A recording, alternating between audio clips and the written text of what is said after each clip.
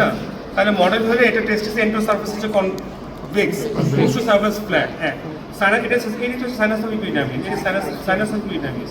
এটা আপনি কি পোস্টেরিয়র ল্যাটারাল, তাই তো? Posterior lateral. তাহলে আমি যদি এটাকে ডান হাতে বাম হাতে ধরি পোস্টোমিডিয়ালি, এমনি ঘুরি পোস্টোল্যাটারালি আসছে, কিন্তু দেখো ও কিন্তু পোস্টোল্যাটারালি আসছে, কিন্তু সারফেসটা চেঞ্জ হয়ে গেছে, বর্ডার চেঞ্জ হয়ে গেছে, এন্ট্রো বর্ডার পেছনে চলে আসছে, পোস্টো বর্ডার সামনে চলে গেছে।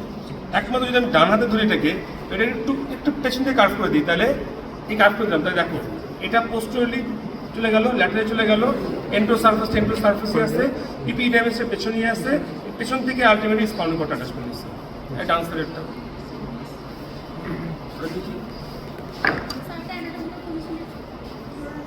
হ্যাঁ দাঁড়াও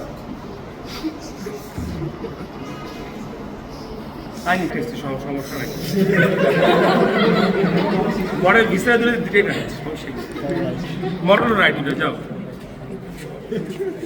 এই ইউটেরাস দেখো, ইউটেরাসের এন্ট্রো সারফেস সবসময় হবে হচ্ছে ফ্ল্যাট, পোস্টো সারফেস কনভেক্স।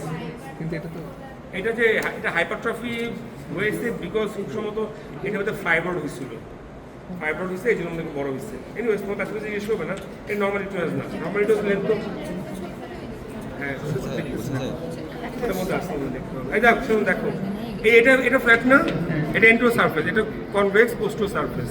আর ইউটেরাসটা এভাবে ধরবো না, অবশ্যই আমরা ইউটেরাসটা একটু এই যে এরকম টিল্ট করে ধরতে হবে, সামনে দিয়ে টিল্ট করে ধরতে হবে। এই যে দেখো ঝুলে আছে, এটা হচ্ছে ফ্যালোপিয়ান টিউব, এবার একটু করে ফ্যালোপিয়ান টিউব দেখা যাচ্ছে, ঠিক আছে? তাহলে এটা বডি সারফেস যা হবে কোনো পারবা।